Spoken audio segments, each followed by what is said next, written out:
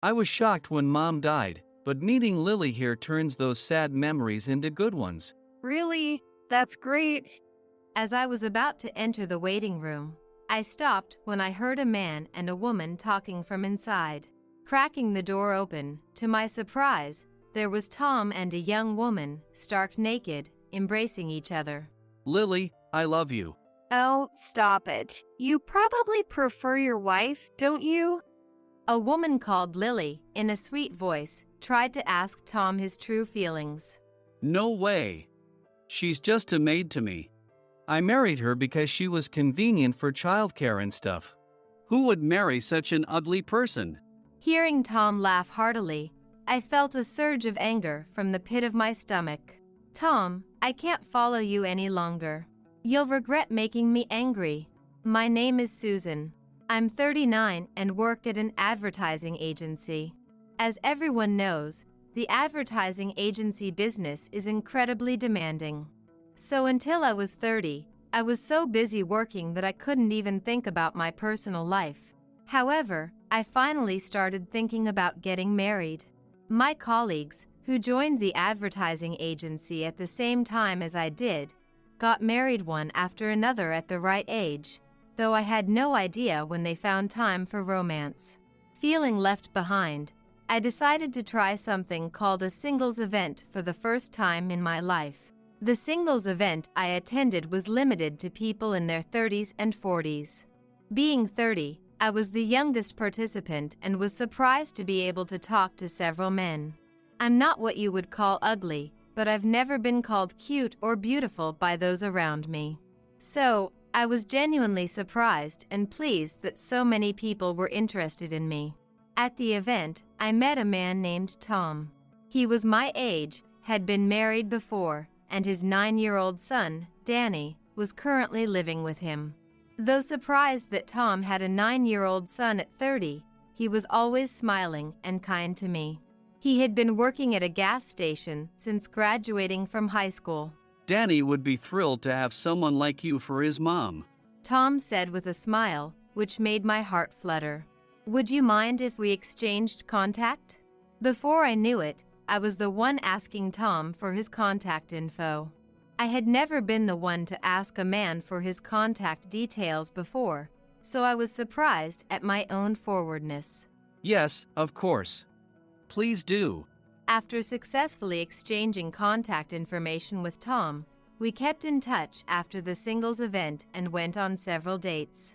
During our dates, Tom was always a gentleman, practicing ladies first. When Tom confessed to me after our third date, I was overjoyed. That's how we became a couple. Our dating period was like a sweet throwback to our teenage years, filled with fun times. Tom proposed about 10 months into our relationship. Both of us were keen on getting married, so the timing felt just right. Yes, I'd love to. Thank you. I embraced Tom, savoring the happiest moment of my life. This was the peak happiness of my life. I didn't know there was a terrible hell ahead. Meeting Tom's son, Danny, for the first time, I greeted him at their house. After observing me, Danny cast his eyes down and retreated to his room. Oh, maybe he doesn't like me. No, it's okay. He's just a kid, confused by the sudden introduction of a new mom. He'll warm up over time. Yeah, you're probably right. I agreed with Tom's words, deciding to take time to build a relationship with Danny. The next day, I went to greet Tom's mother at her house. I had already given this news to my parents. I was told that Tom's father had passed away a few years ago, leaving his mother alone. Nice to meet you. I'm Susan. Tom has been a great help to me. Then, my mother-in-law, Nancy, began to scrutinize me as if appraising my worth. Nancy was flashy in appearance, adorned only with high-end brands of expensive watches and jewelry. I could tell at a glance that she was a person with high pride. Well, you're quite the average lady, aren't you? Not particularly beautiful, but not ugly either. Well, if you're going to be Danny's mom, I guess that's fine. I couldn't believe the first words that came out of Nancy's mouth. There was no outright hostility, but the sarcasm dripping from her words weighed heavily on my chest. That these words came at our first meeting was even more unbelievable. Mom, come on, don't say that. Tom said, seemingly finding it funny, yet he grinned sheepishly. Oh, my apologies. So, we'll be living together from next week, then, looking forward to it. Living together?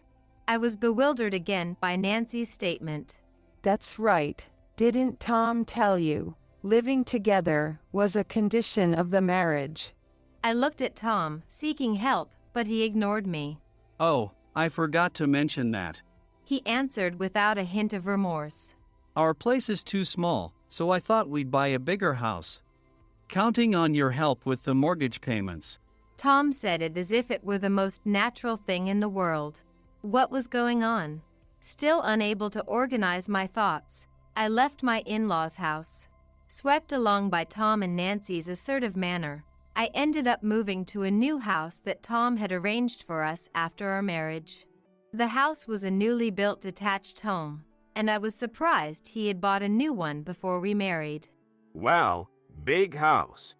Danny's eyes sparkled as he went exploring around the new home. It was a large two-family home, and I wondered how much the mortgage was. I was too scared to ask right away. This will be comfortable. I'll take the largest room here, then. Nancy appointed the largest room in the house, measuring about 20 square meters. I was surprised because it was the first floor and the room I wanted to use. Nancy, about that room, As I tried to protest, Nancy glared at me and said intimidatingly, What? Do you have a problem? No, not really. Overwhelmed by Nancy's domineering presence, I felt myself shrinking. I'm hungry. Hurry up and make some food, old woman. Danny yelled from afar. I was taken aback by being called old woman for the first time. Danny, I know it might be hard at first, but I'd like you to call me Mom. Shut up, old woman. Just hurry up. Contrary to our first meeting, Danny was boldly disdainful, repeatedly calling me old woman in a mocking tone. Come on, say something to him. Again, I looked to Tom for support, but he just rationalized the behavior. Well, he's not used to it yet. Also, to Danny, I'm an old man, and Susan, your old woman. Besides, Susan, I'm hungry, too. Please make dinner. I was astonished at Nancy's request. What? Now that we're living together, Susan, you're going to cook for everyone, right? Oh, I'm so relieved. Now I don't have to do any housework ever again. Nancy said something outrageous. Wait a minute. Can't we share the household chores? After all, I usually get home later than Tom. Nancy, you don't work, right? That's right. My job takes a lot longer than Tom's. I leave for work at 8 a.m. and get home around 9 p.m. During busy periods, I sometimes work past midnight, filling my days with nothing but work. In contrast, Tom usually gets to leave work on time. As for Nancy, she lives off her late husband's pension. I think it's only fair that she helps with the housework. Oh, come on, don't you have any respect for the elderly? I can't move like I used to. Even walking a bit tires me out. And you want me to do the housework? What a terrible daughter-in-law. Nancy dramatically clung to Tom as she said this. I was too appalled to respond. Tom should be helping with the chores, but he just turns a blind eye. Hey, Mom's right. I bought this nice house, so the least you can do is the housework. He says he bought a nice house, but in the end, it's my earnings that are going to pay off the mortgage. Tom's logic is absurd, and I dread thinking about our future life. Since moving into the new house, I realized I've been treated like a servant by Tom, Nancy, and Danny. Old woman, this curry is too spicy to eat. I'm bringing colleagues over tomorrow, so make sure you clean every corner. My goodness, Susan, can't you even offer a drink to your husband tired from work? What a lousy wife. Complaints about me pervade everything at home. I can't meet all your demands. I'm busy with work. But my pleas only earn cold stares from the family. I feel like Cinderella, bullied by her stepmother and sisters, enduring my married life. This isn't what I expected when I got married. Where has the kind Tom gone? Holding back tears of desperation, I felt overwhelmed with despair. 9 years have passed since then, and here we are. I'm still treated as an outsider and constantly receive snide remarks from my family. Lately, Tom comes home late, increasing my time with Nancy and Danny. I don't know if it's because of that, but they both seem to bully me to their heart's content. Danny, now a college student, has become more insidious in his sarcasm. Tom's late home must be because you're not appealing, right? Probably.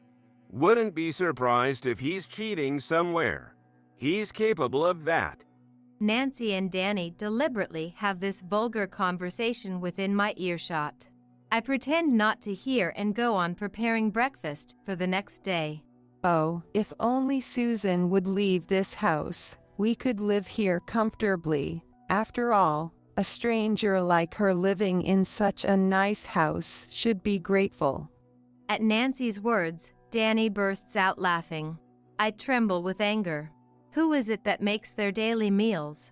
I want to retort, but holding back prevents further snide remarks. Tom, for his part, often comes home late and drunk, leaving me to take care of him. Aren't you drinking a bit much? Maybe he's up on the alcohol. When I caution him, Tom glares at me menacingly. Shut up. I'm working hard every night. Let me drink as much as I like. His bloodshot eyes are too intense to look directly at. Sighing, I help Tom out of his clothes and fetch him something to change into. How much longer will these days last? Maybe things will improve a bit when Danny gets a job and leaves the house. But I don't think he will live on his own just because he got a job. Where did I go wrong? Regrets pile up day after day. Day after day, my regrets only grow. It's not that I haven't thought about leaving, but then I wonder what would become of this nice house, or I should at least fulfill my parental duties until Danny gets a job. My unnecessary pride gets in the way. I've been serious since I was a kid, and I didn't want to throw things out in the middle. I wish that by tomorrow, a miracle would happen, and everyone would become kind. I was seriously hoping for something out of a fairy tale. Although no fairy tale miracle occurred, a life-shaking event happened a month later. What? Nancy died in an accident. I couldn't help but exclaim loudly in the office when I answered Tom's call and heard the shocking news. I couldn't believe it and listened carefully to Tom's story again. But indeed, as I first heard, Nancy had passed away. It happened in the afternoon while she was returning from shopping. She was hit by a car at an intersection and, due to the severity of her injuries, died at the hospital. Panicked by the sudden news, I was in total shock. What's wrong? I couldn't even respond properly when my coworker showed concern. I left work early that day to discuss the funeral arrangements with Tom, who also left early. I wonder when was the last time Tom and I had a serious conversation. Tom, visibly shocked, spoke in a dazed manner throughout. On the other hand, I couldn't muster any feelings of sadness, as much as it shames me to admit. I even felt a sense of relief. Of course, I couldn't say that in front of Tom, but I took it upon myself to properly arrange the funeral in his dazed state. As much as I disliked Nancy, skipping her funeral was not an option.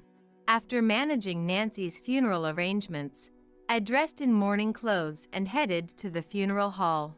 Tom, her only son, was set to be the chief mourner. Danny was sulking and fiddling with his smartphone in the waiting room. As the time for the ceremony approached, Tom's relatives began to arrive in succession. As more attendees arrived, I got busy greeting them. I received words of condolence one after another, but honestly, I felt no sadness about Nancy's death, which allowed me to calmly receive everyone's words. While greeting the visitors, I noticed Tom was suddenly missing from my side. "Hey, do you know where your dad went?" Even when I asked Danny nearby, I got only an indifferent response. I dunno. Maybe he's in the bathroom or something. As the ceremony time drew closer, everyone was seated properly, but Tom was still nowhere to be seen. I headed towards the bathroom to look for him. But there was no sign of Tom in the bathroom, so I wondered if he might be in the waiting room. Just as I got there, I heard voices inside. I was shocked when Mom died, but meeting Lily here turns those sad memories into good ones. Really? That's great. I was about to enter the waiting room when I was startled by a man and woman's voices from inside. Cracking the door open slightly, I saw Tom and a young woman, stark naked, embracing each other. Lily, I love you. Oh, stop it. You probably prefer your wife, don't you? A woman called Lily, in a sweet voice, tried to ask Tom his true feelings. No way. She's just a maid to me. I married her because she was convenient for taking care of the kids and stuff. Who would marry such an ugly person? So, now that the child rearing is done, all that's left is to divorce your wife, right? Yeah, of course. Just wait, Lily. Hearing Tom laugh heartily, I felt a surge of anger from the pit of my stomach. What was this all about? Was I just a housemaid in Tom's eyes all along? Facing this harsh reality made me feel dizzy. Tom, I can't follow you any longer. You'll regret making me angry. I started recording a video of Tom and Lily's affair through the gap in the door with my smartphone. When I started recording, there was a beep sound, but the two lovers seemed oblivious to it. Irritated by this, I continued to record emotionlessly with my phone. Seeing Tom and Lily through my phone screen was a blow to my pride. After finishing, I quietly closed the waiting room door, and instead of heading to the funeral service, I went straight home. By now, there might be a commotion at the funeral service because of my absence. But I couldn't forgive what happened this time. Despite Nancy's death, Tom, her only son, was having an affair with a young woman before the funeral. Just thinking about it made my skin crawl. Once home, I furiously filled out the divorce papers I had previously obtained. After placing the completed divorce papers on the dining table, I started packing my belongings into a large suitcase. Being a minimalist, everything I took from the 9 years in that house fit into one suitcase. I grabbed my most important bank book and seal, and then I left the house for the last time. Tom called me about 2 hours into the funeral, but by then, I had already moved back to my parents' house. Both of my parents were at Nancy's funeral, so I was alone at home. I ignored Tom's calls while unpacking and locked myself in my room. I had only told my mom that I had run away from home due to some issues. I didn't want to speak to Tom for a while, so I planned not to answer his calls, but he persistently kept calling. If this continued, I wouldn't be able to live peacefully. Once my parents returned, I'd have to explain about Tom, and I didn't want that. Reluctantly, I decided to answer Tom's call. "Hello. Do you need something from your mere housemaid?"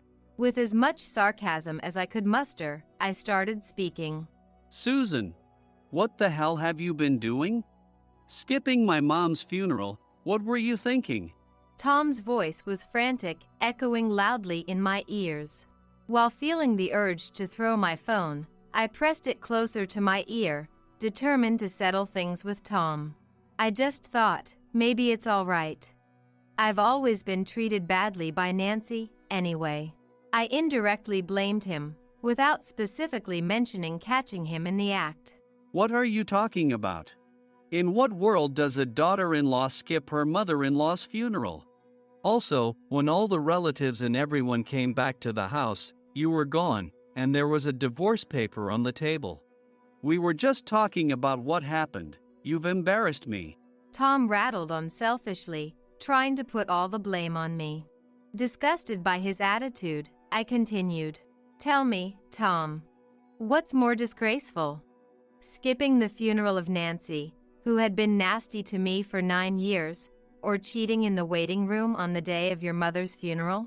I said it loudly enough to echo around the room, stating the damning fact. At that moment, Tom gasped, "What?" And in the background, I could hear his relatives whispering, "Cheating? What's this about?" Taking a deep breath, I spoke loudly again. "Everyone, I'm really sorry for missing Nancy's funeral today. The reason I wasn't there is because I caught Tom cheating with a young woman in the waiting room at the funeral hall." As I boldly stated the day's events, my voice carried through Tom's phone, causing a stir among the relatives with murmurs of what and what's going on. Hey, Susan, don't make stuff up to play the victim. Everyone's confused. Tom tried to feign innocence, but his voice trembled, betraying his nervousness. Making things up? I guess nobody would believe me if I just said Tom was cheating at the funeral hall without proof. So, let me send you the evidence right now. Cheerfully, I declared my intention to send the proof. I could feel the anticipation from Tom's relatives over the phone. I then sent the video of Tom's affair to the family chat group, which included Tom and Danny. I got something on my phone. Danny's voice came from the background. Swallowing hard, I waited for their reaction. What the hell is this? The first to scream was the man himself. Wow, this is too much. Danny was appalled seeing a video of his father with a younger woman. I felt somewhat sorry for exposing Danny to such an embarrassing scene of his dad, but Danny was also a main contributor to my long-term suffering. He's an adult now. He should face some harsh realities. Tom, what have you done? An uncle's voice boomed through the phone. The women were speechless, with no one uttering a word. Here is the evidence of the affair. It's impossible to stay sane after seeing something like this. The girl looked to be in her early 20s. After hearing he call me a maid and saying I was just a tool for child rearing. Don't you think it's abnormal to attend your mother-in-law's funeral so nonchalantly? I spoke as if appealing to the relatives. After hearing all this, nobody dared to blame me. Instead, an uncle consoled me. Susan, are you okay? His words alone were a relief to me. This is fake. Nowadays, videos can be easily manipulated. You've been busy with work, but were you actually making this ridiculous video? Ugh, that's disgusting. What a low woman. Tom retorted, far from apologizing, and presented an absurd theory that the video was fabricated. I couldn't help but burst out laughing at this. Look, even if it were manipulated, how could I have footage of you doing such a thing, Tom? We haven't been intimate for a long time, have we? There's no way I could have such material. Isn't that a bit too far-fetched for an excuse? Oh, no. Tom stumbled over his words in response. I could hear the relatives sighing in disbelief in the background. And you've been coming home late recently, but you were actually cheating with Lily, weren't you? I prodded further. Tom quickly defended. No. I've really been busy at work. But I already knew he was lying. Oh, really? I thought you might say that, so I checked with your boss, Brian. And guess what? He said you've been leaving work on time every day. Did you contact Brian? Tom realized my information was accurate. Tom was clearly shaken. Yes. And you know, Nancy and Danny said it themselves. They wouldn't put it past you to cheat. After hearing that, I decided not to attend the funeral and to leave you. After pouring out my heart, I took a moment to catch my breath. That's terrible. Instead of Tom, an uncle voiced his sympathy for me. Encouraged by his words, I continued. You might have seen in the video, you thought I was ugly but good enough to be a maid, so you married me, right? There was never any love, and all the kindness you showed me until we got married was a lie. I've been used by you, Nancy, and Danny, and frankly, it's been the worst 9 years. Still, I tried to serve you all, thinking we were family. And this affair is how you repay me? So, I'm done with you. I've already filled out my part of the divorce papers. Please complete your part, Tom and Danny, and never contact me again. I shouted from the bottom of my heart, perhaps the most straightforward I've been since marrying Tom. Everyone was silent, likely because my argument was indisputably just. As I was about to hang up, Tom finally spoke, his voice trembling. Wait. Divorce, seriously. I admit I cheated with Lily. It was a moment of weakness. Look, I've been stressed since Mom died. I only love you, Susan. Please don't divorce me. Tom was desperately trying to keep me, without a single word of apology. He probably didn't want to divorce because my income was higher, and he feared losing the lifestyle he was accustomed to. Disbelieving Tom's self-serving attitude, I retorted sharply, "What? Are you serious? In what world does a wife forgive years of mistreatment and infidelity? I don't ever want anything to do with you again. And be prepared, I'll be claiming a hefty alimony." I turned off the call button aggressively. With this, there should be no more begging for mercy from Tom. Turning off my smartphone, I collapsed onto the bed, realizing I could now live freely, separated from that family. Tears of joy streamed down my face at the thought. A few days later, Tom, sobbing, submitted the divorce papers, and I was finally free from him. The video I recorded of the affair served as strong evidence, allowing me to successfully demand substantial alimony from Tom and his mistress, Lily. Tom had lavished Lily with expensive brand goods, and now, with the mortgage of his house to pay, he was left penniless. Moreover, burdened with a massive debt, he couldn't survive on his gas station job alone. Desperate for money, Tom tried to take what Danny earned from his part-time job, leading to a fierce argument and eventually their estrangement. Danny moved out, starting life in a rundown apartment with cheap rent. However, influenced by bad friends at college, he got heavily into gambling and betting, quickly running out of money and nearly getting evicted. Now, without attending college and working day and night, Danny struggled to make ends meet, leading to his academic downfall and eventual dropout. Considering Danny never helped around the house, it was easy to predict his physical toll from the grueling work. He was not a decent man, so I feel satisfied now. Lily, as I suspected, was still a college student with no intention of working, living off various men she seduced. For her, Tom was just one of many, unaware of being deceived, while he naively doted on the young woman. Thinking about Tom's pitiable state made me feel nauseous. Lily, who I sued for alimony, was also entangled in affairs with other married men and faced multiple claims. She vanished from Tom's life, leaving him even more destitute. Now, Tom is moonlighting as a nighttime traffic controller, enduring days of mere exhaustion. It's time for him to reflect on his past misdeeds. I want Tom to experience hell until he has fully paid off the alimony debt. Meanwhile, after suddenly returning home, I confessed everything to my parents, who were furious. They assured me I could stay as long as I wanted, giving me peace of mind to live at home. I'm wary of marriage now. Maybe someone good will come along in time, but right now, I'm happy to be away from that awful family, and I want to focus on the job